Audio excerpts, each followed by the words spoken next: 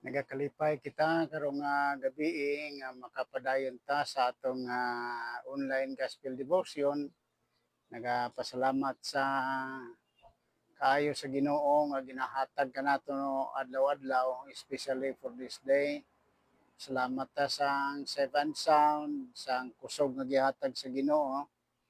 And at the same time, salamat kaayo sa inyong padayon nga pagsuporta sa atong buhaton karong gabi. So from time to time na kamo nagatabang niini nga buhaton. Dili ni ako, ato ni tanan gihatag sa Ginoo aron nga pinaagi niini makahatag sang dugang nga mga kahibalo diya kanato may tungod sa ato nga espirituhanon nga pag-alagad diya sa Dios. So karong gabi usa na po duha ka bersikulo ako nga gamiton karong gabi aron nga sabtan nato ang kung unsa gyud ang buot ipasabot sa pulong sa Ginoo. Jeremias kapitulo 17 9 hangtod sa 10. Ako basahon, kinsa may makatukib sa kasing-kasing sa tawo, walay mulabaw niini ka malimbungon o gilabihan kini kadautan. Verse 10, ako ang Ginoo nagsusi sa una-una og nag-usisa sa kasing-kasing sa tawo. Gantian ko ang tawo sumala sa iyang binuhatan og sa iyang pagkinabuhi. Magaampo kita usa. Langit nun og may gugmao nga Dios, Ginoo, tagiya ka sa mga kinabuhi. Ang amo kasing-kasing Ginoo, nagapasalamat diya kanimo tungod sa mga nahimo nimo diya kanamo adlaw-adlaw bisan pa karong gabi karong adlaw. Safety nga gihatag nimo, provision Ginoo nga ginahatag nimo diya kanamo. Salamat sang mga friends namo Ginoo sa Facebook, sa amo mga silingan, bisan pa sa akong mga co-workers Ginoo nga nagapadayon Ginoo sa pagsuporta niini nga buhaton. Akong mga classmates, mga relatives Ginoo nga ilang gugma Ginoo nagapadayon sa pagsuporta niini nga buhaton. Panalangini kami karong gabi, hatagi kami Ginoo sang pagsabot sa iyong balang pulong aron nga naa kami Ginoo lesson nga makuha o maaplikar namo sa amo nga pagkinabuhi. I-bless kami sa mahal nga ngalan ni Kristo Jesus nga manluluwas. Amen. Okay, sa pag-usab, salamat sa inyong pagpakig-uban. Salamat sa inyong kasing-kasing sa pagsuporta niini nga buhaton. So karong gabi Jeremiah 17:9 and 10 mao ni ang ato nga ang ato nga tun-an karong gabi. So kabayunta nga pinaagi niini makahatag kini siya sa dugang kahibalo diya kanato sa nagapadayon ta sa pag-alaga diya sa Ginoo. So ang atong topic karong gabi the deceitful and desperate wickedness of the human heart. The deceitful and desperate wickedness of the human heart.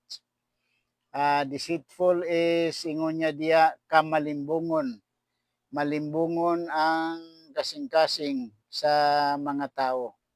And kana nga deceitful heart ato na gyud na panunod gikan sa kay Adan tungod sang iyang sala nga nahimo nasunod nato ang tanan. So that is why ingon ni Jeremiah, kinsa may makatukib sa kasing-kasing sa tawo, walay mulabaw niini kamalimbungon og hilabyan kini kadautan. So ato tun-an karon ang mga pipila ka mga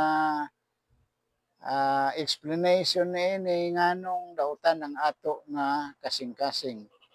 Nganong ingon ana kadautan ang ato nga mga kasing-kasing. So ato tun-an, here's a more detailed breakdown sang balaan nga pulong sa Ginoo kaning duha ka bersikulo. Sa una, deceitful hearts. Nganong deceitful? Nganong malimbungon ang ato nga kasing-kasing. Ingon ni Jeremias kapitulo 17, versikulo 9, the heart is deceitful above all things, and desperately wicked, who can know it? Ang buot niya ipasabot sa ato is this. The inherent wickedness and inability of human heart to understand itself or be trusted. Inherent sa ato panaagyod sa ato kasing-kasing ang pagkadautan. That is why bisag ang atong huna-huna gusto tang unta maayo ang atong buhaton, but naagyon mga inclination nga makabuhat ta sang dili tukma sa kabubuton sa Dios. So mao na nga pasalamat ta nga ang verse 10 usa na siya sang explanation, usa na siya sang solution in spite nga ato kasing-kasing dautan. Pero ang Ginoo ingon niya, ako ang Ginoo nagsusi sa una-una og nag-usisa sa kasing-kasing sa tao. So ari, that is an opposite nga niini nga bersikulo. Ang verse 9 is dautan ato kasing-kasing malimbungon. Pagka verse 10 na ay Ginoo nga nag-intervene diya kanato. Sa ato pa, even though dautan ato kasing-kasing, naapatay Ginoo nga nakakita ni ana nga andam sa pagtabang kanato. So in contrast, verse 10 ingon niya, I the Lord search the hearts, I test the mind, even to give every man according to his ways, according to the fruit of his doings. God's ability to discern the true nature of the hearts and to judge each person based on their actions and motives. So ato nga pasalamat di ay nga dako gyud ang ato nga pagsalamat. Pagpasalamat nga ang Ginoo is nakakita sa ato nga mga kasing-kasing. Ingon niya, promise niya, hatagan niya kita sang reward sumala sa ato based on our actions and motives. Depende sa ato nga mga motibo. Depende sa ato nga action. So kung nagbuhat kag maayo, then hatagan ka sa Ginoo sang reward at ubangan diya kanimo kay nagbuhat kag maayo. So ato padayonon, so ari pagyud ingon niya, ari trust in God versus trust in man. Pagsalig nimo sa Dios o pagsalig nimo sa tao, pagsalig sa imong kaugalingon mao ni ingon niya. The passage implies that trusting in one's own heart is folly. Ang pagsalig kuno sa ato nga kaugalingon, sa ato nga kasing-kasing is binuang sa kuno binuang o pareho sang buang. Buang in the sense nga ang atong kasing-kasing is makadautan ng ato kasing-kasing. Malimbungon ang ato kasing-kasing. That is why dili siya angayan nato nga saligan kay changeable ang ato nga kasing-kasing. So while trusting in God is the path of blessing, ang pagsalig kuno sa Ginoo mauna siyang palaagyan sa mga panalangin. So trust in God versus trust in man. So asa ang kita ang gihatagan ta sa Ginoo sang katungod sa pagpili. Mosalig ka sa imo kaugalingon ra nga kasing-kasing nga ingon sa Ginoo binuang na kung magsalig ra ka sa imo kaugalingon. Kay wala kay kuano ability nga angayan maka kaya sa pag-usob sa imo kasing-kasing. Apan ingon niya kung mosalig ta diha sa Dios maunang pamaagi sa panalangin, ang dalan sa panalangin. Agianan nga makaabot ta sa panalangin. Sa mao na ang duha ka bersikulo ang ato nga gikuha kay ang verse 9 naghisgot sa ato kasing-kasing nga malimbungon. Ang verse 10 na ay Ginoo nga nagsusi sa ato kasing-kasing og andam sa pagtabang diya kanato. So ari pagdingon niya din is the spiritly sick or wicked. Dautan gid kuno ang ato nga kasing-kasing. The verse also uses the phrase the spiritually sick or describe the human hearts. Nga dili gyud kuno ang ato nga kasing-kasing dili gyud angayan nga saligan. Dili angayan nga saligan kay it is nature nato nga mo incline ta dayon. So that is why saliging Ginoo, dili ang imo kaugalingon, dili ang imo kasing-kasing. Kaya ang Ginoo nakakita sa tanan, ang Ginoo nagpromise sa reward ya kanimo. Pero kung magsalig ra ka sa imo kaugalingon, wala kay mahimo. Kay it incline sa pagbuhat og dautan. So, ari mga dugang pagid niya nga explanation, may tungod niini. May tungod aning verse 9 and verse 10. Dugang pagid nga pagpasabot niya. The heart is deceitful above all things, and desperately wicked, who can know it? Jeremiah 17 verse 9. This verse emphasizes the inherent corruption and untrustworthiness of the human hearts. So naagyod sa ato sa sulod sa ato kasing-kasing kanang makurap ang ato nga kuan makabuhat tag dautan gyud.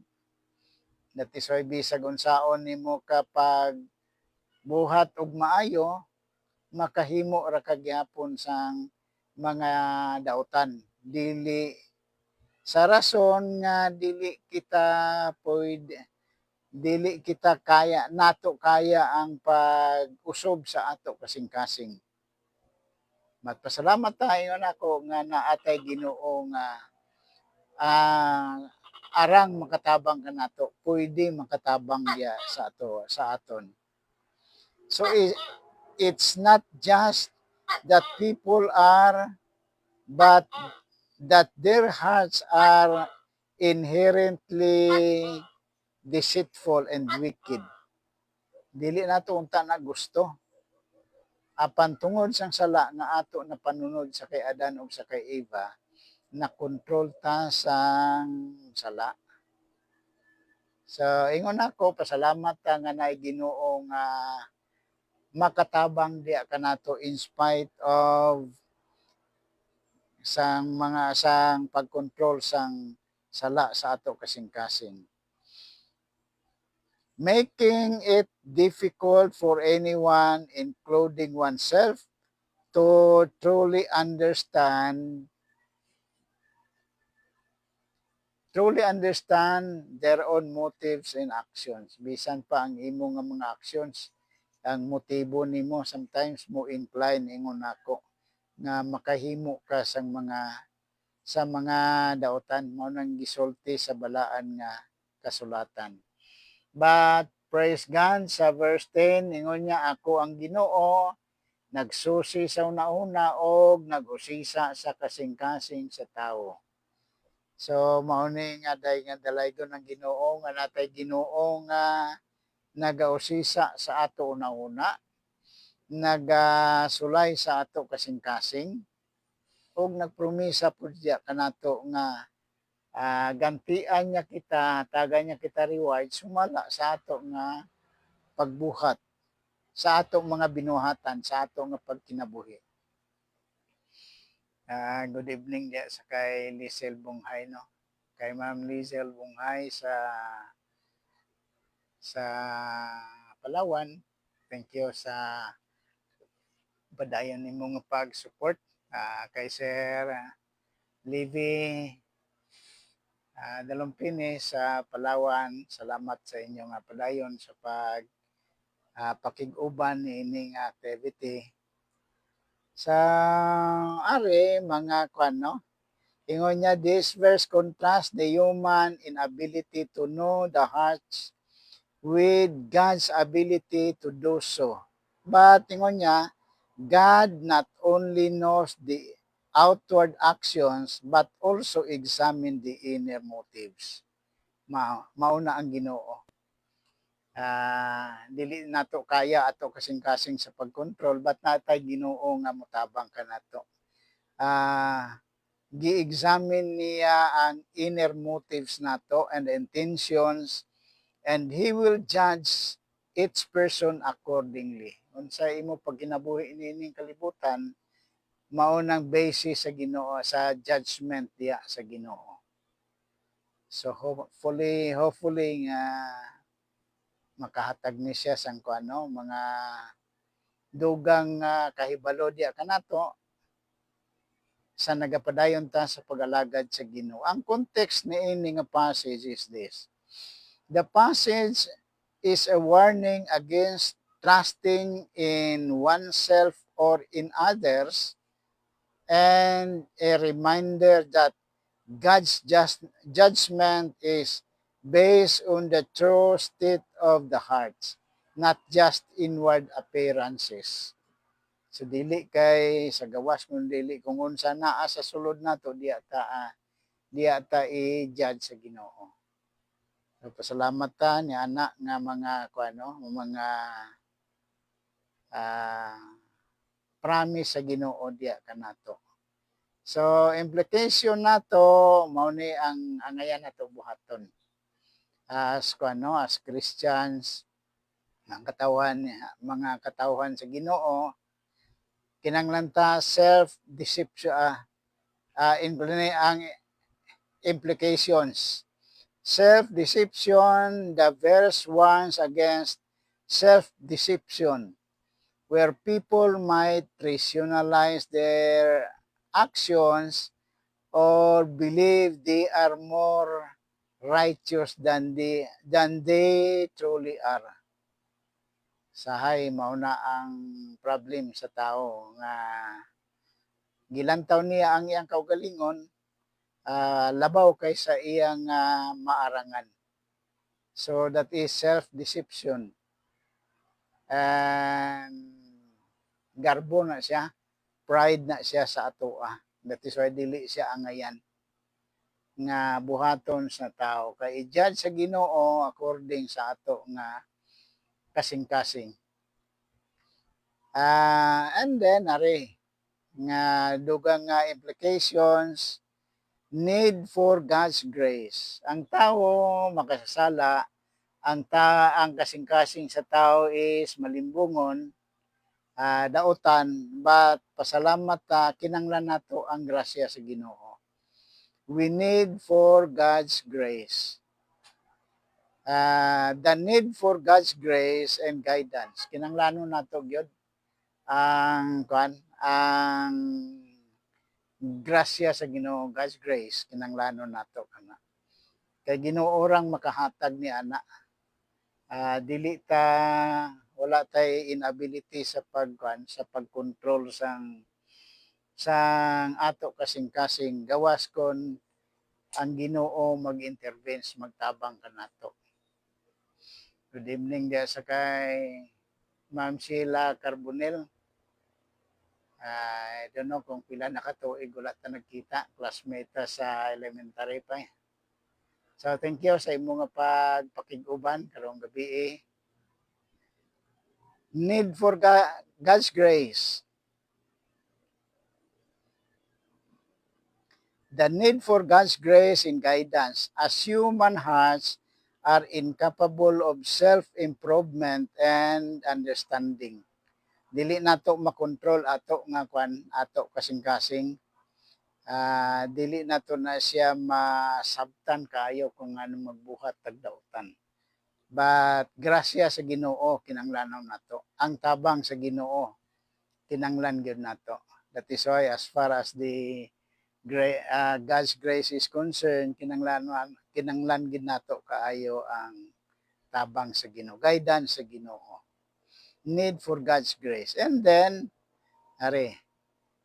dugang pa, the importance of seeking God. The importance of seeking God. Kinanglan kita mangita sa Ginoo kay dili nato kaya nga usbon ang ato nga kasing-kasing. Ginoo ray makatabang niya ana. That is why ingon ni San Pablo diya sa Romans kapitulo 12 versikulo 2, ipabag-o sa Dios ang imong panghuna-huna aron masayran nimo kung unsay kabubuton sa Dios, unsay maayo o makapahimuot kaniya. Kinanglan patabang ka sa Ginoo sa pagbag-o sa imong huna-huna o sa imong kasing-kasing. So the passage encourage seeking God's wisdom and guidance as He alone knows the heart and can lead to a life of truth and righteousness. Muna permi ato ibutang sa ato una-una.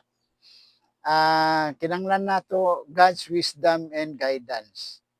Kay ang rason is He alone knows the heart and can lead to a life of truth and righteousness. Ginoo ra gyud na makahimo ni ana.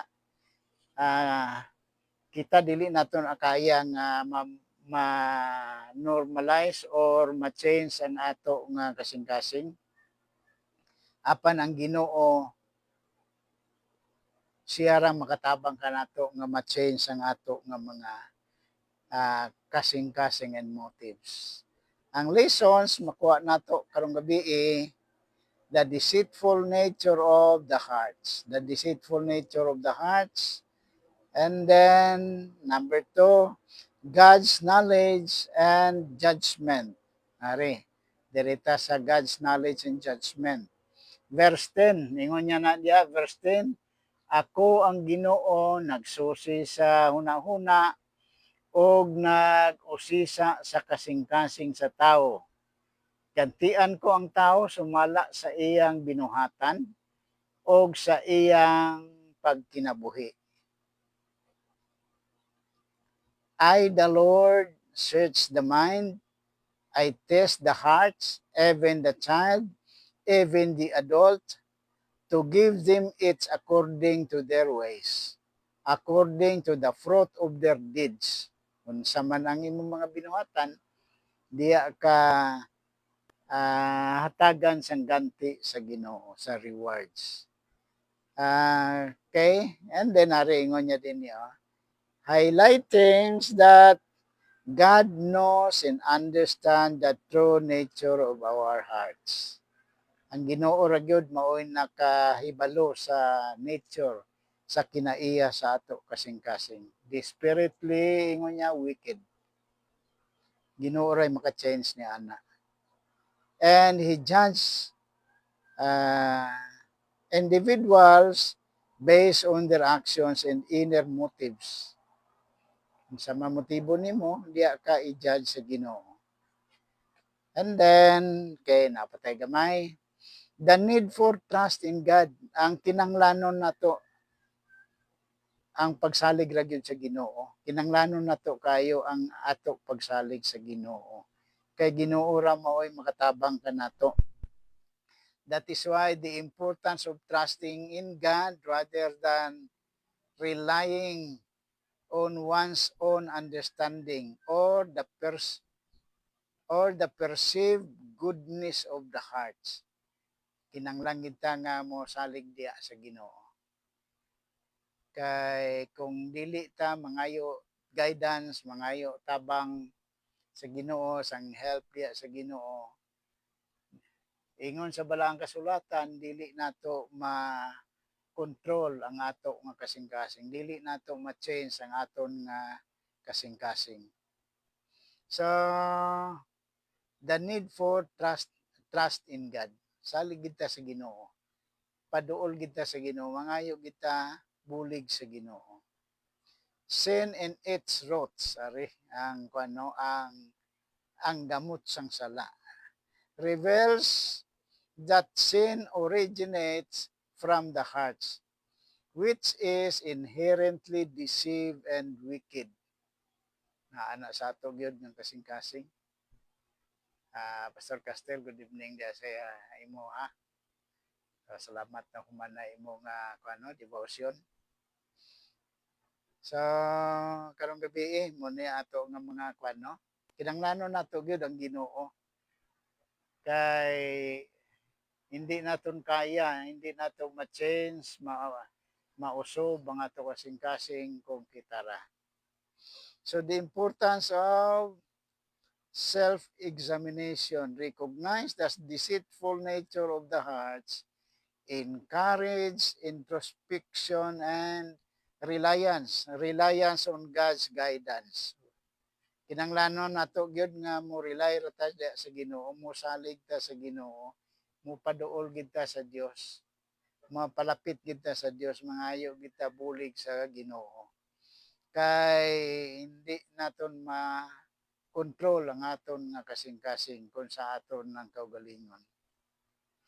Sa mao nang pagka-importante sang self-examination. Imo usisaon, susiyon nimo ang imo nga kasing-kasing kag magsalig diya sa Ginoo.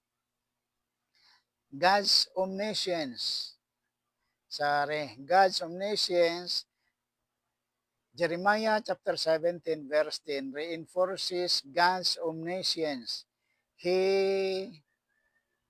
His ability to see and know the deepest parts of human nature.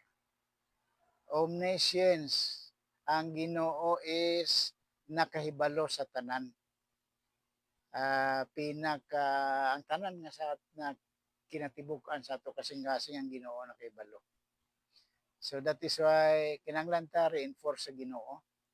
Kinahanglan ta tabang sa Ginoo, bulig sa Ginoo. Because He alone has the ability to see and know the deepest parts of our nature. So hope and pray nga karong gabi makadugang naman ni sa mga kahibalo diya kanato. The need for transformations. Kinahanglanon nato ang pagkausaban. So dili magid mausob nato ato kaugalingon, that is why kinahanglan gid nato ang tabang sa Ginoo. Mao na ingon niya diya sa Roma gyapon gamiton nato Romans 12:2. Be not conformed to this world, but be transformed by the renewing of your mind. What is that? That you may prove what is that good and acceptable and perfect will of God. So, renewing of your mind, Ginoo ra na gyapon ang makausob sa ato nga hunahuna kag sa kasing-kasing. Sa the need for transformation. Okay.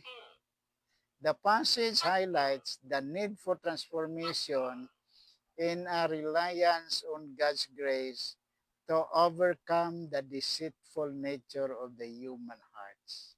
Ma-overcome ra na kung ang Ginoo mao'y magtabang kanato. So hope and pray nga karong gabi kung unsa man ang kahimtang sa imong kasing-kasing, pangayo tabang sa Ginoo nga mausob ka na nga kasing-kasing nimo into maayong nga pagkinabuhi ni ining kalibutan. So application nato God's knowledge and judgment. Mo ni ato application no na matay In contrast to the human heart's limitations, Jeremiah 17 verse 10, I, the Lord, search the hearts, I try the mind, even to give every man according to his ways, according to the fruit of his doings. This verse underscores God's ability to see beyond the surface of our understanding. So Ginoo ra gyapon ingon ako mao ni atong kano karong gabi application nato bangayo kita tabang diya sa Ginoo kay kung sa ato ra wala ta mahimo. That is why ingon ni kuano ingon ni siling ni Jesus Christ sa mga kuano diya sa John chapter 15 verse 5, for without me you can do nothing. Kung wala ang Ginoo wala tay mahimo. So kinahanglan nato ang tabang sa Ginoo. Good evening, Pastor Aldin Abilio sa Tapi. So, salamat sa pagpakig-uban ninyo karong gabi. Last, practical application. Humility and dependence on God. Mao na ni ato nga solusyon nato sa ato nga sa ato nga hearts. Practical applications, humility and dependence on God.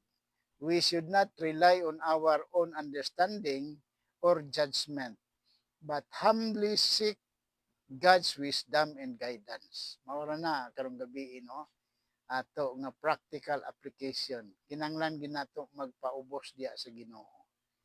Magpada paidalom sa paginahom sa Ginoo sa pagbuot diya sa Ginoo sa aton.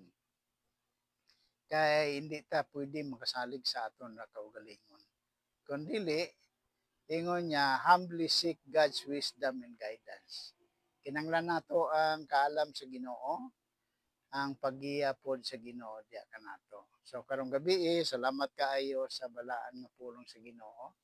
Salamat sa inyong pag-uban karong gabi sa atong gamay nga panahon nga nagahin sa pagtuon sa balaan nga pulong sa Ginoo. Basahon ko usob sa Bisaya. Jeremias kapitulo 17 versikulo 9 og 10.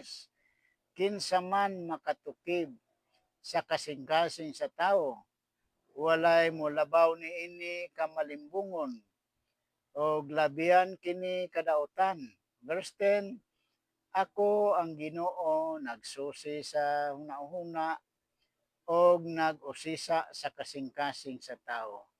Gantian ko ang tao sumala sa iyang binuhatan og sa iyang pagkinabuhi. So, mo ni balaan nga pulong sa Ginoo, daghang salamat gyud kaninyo, mag-aampo kita. Salamat langit nga Dios karong gabi sa kaayo nimo. Salamat nga makapahulay na pud kami. Salamat sa pulong nimo nga naga-remind ya kanamo sang nature Ginoo sa amo kasing-kasing dautan nga naa sa amo kasing-kasing Ginoo. Nitabangi kami nga mang-control na mo Ginoo pinaagi sa imong pagtabang. Tabangi kami Ginoo ma-transform ka na ang kasing-kasing. So sa mga tao Ginoo nga among mga friends nga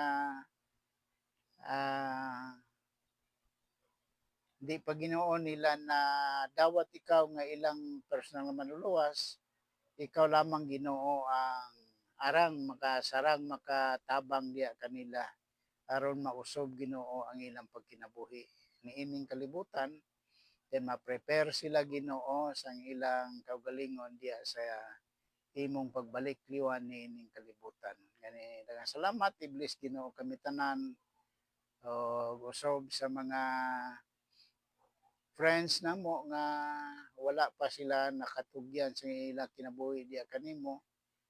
Amo ra gyud nga prayer nga unta commit nila ila kinabuhi diya kanimo pinaagi sa ilang pagtuo ug pagdawat kanimo nga ilang manluluwas. Kani itugyan namo kag ginasalig sa mahal nga ngalan ni Kristo Jesus nga manluluwas. Amen. Okay, maayog gyud nga gabi sa tanan. Ah, salamat day. Inday Leonor, salamat sa imong pag-uban pod. So thank you kayo sa inyo tanan. God bless.